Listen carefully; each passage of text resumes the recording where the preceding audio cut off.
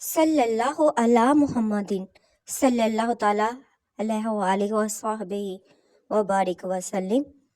جو یہ درود پاک پڑھتا ہے تو اس پر رحمت کے 70 دروازے کھول دیے جاتے ہیں۔ سبحان اللہ۔ رسول اللہ صلی اللہ علیہ وآلہ وسلم نے ارشاد فرمایا، فقیروں اور محتاجوں کے پاس بیٹھنا تو عزم میں داخل ہے، اور یہ عادت جہاز سے افضل ہے۔ گھر سے بیماری کیوں نہیں جاتی؟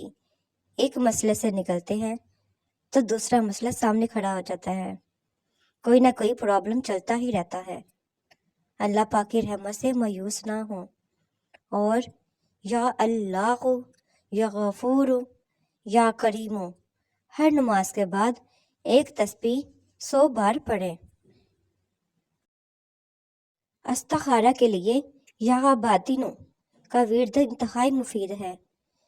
باوضو بستر پر لیٹ کر مقصد کا تصور کر کے نیند نہ آنے تک یا باطنوں کا ورد کرتے رہیں، انشاءاللہ تعالی خواب میں جواب مل جائے گا۔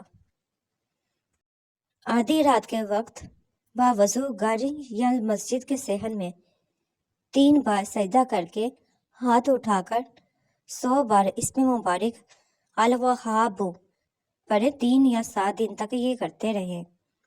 جس پریشان حال شخص نے یہ بھی وظیفہ پڑھا تو وظیفہ مکمل ہوتے ہی اس کو مراد مل گئی۔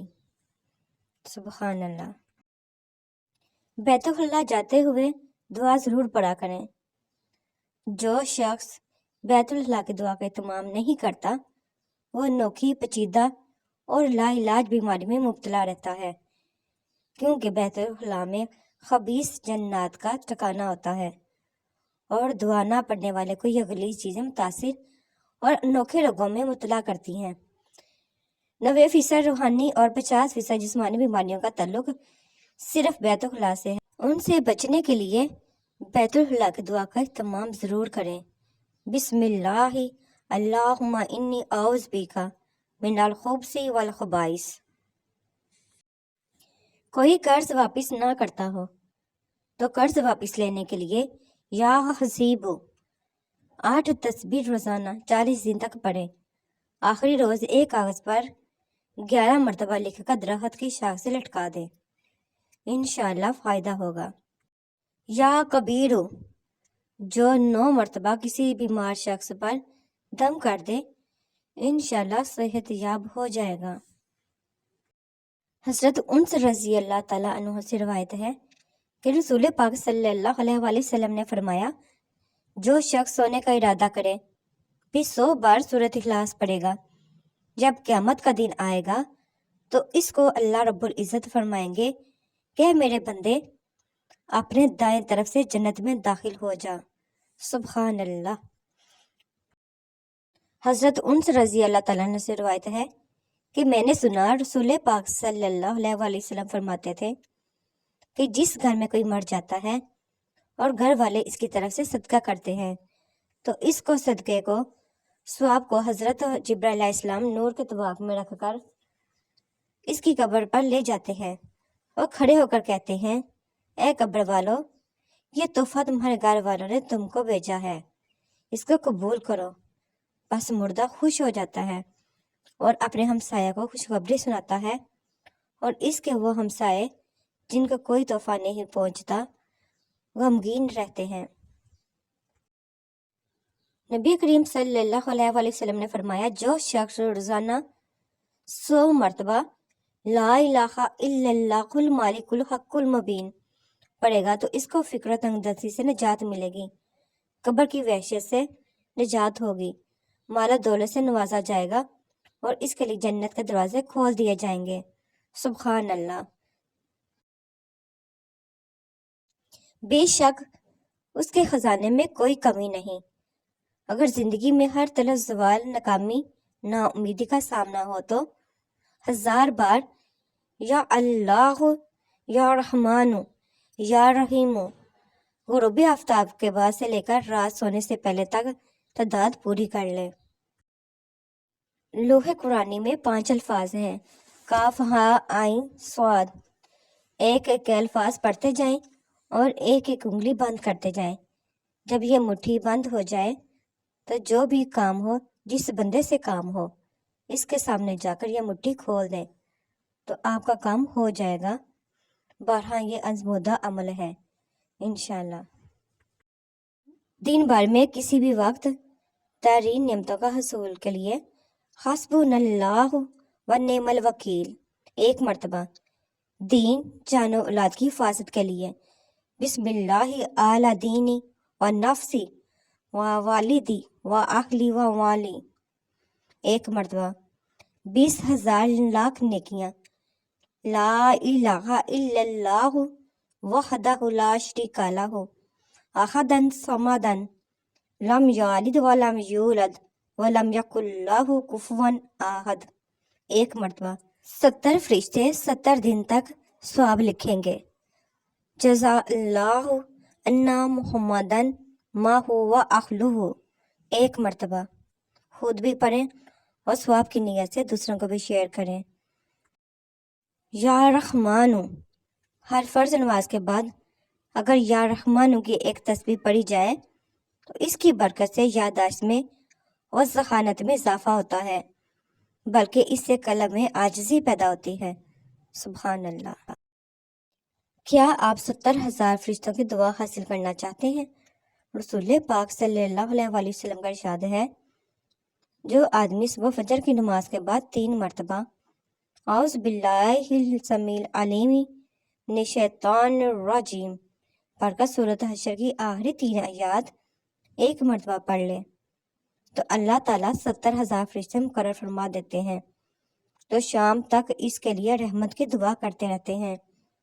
اگر اسی دن مر گیا تو شہید مرے گا، اور جو شام مغرب کی نماز کے عمل کرے گا تو اللہ تعالیٰ 70,000 فرشتے مقرر فرما دیتے ہیں جو صبح تک اس کے لیے رحمت کی دعا کرتے رہتے ہیں، اور اگر اسی رات مر گیا تو شہید مرے گا۔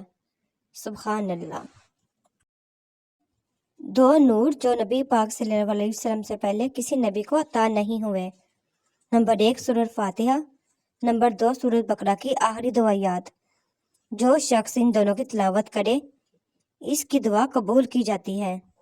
سبحان اللہ۔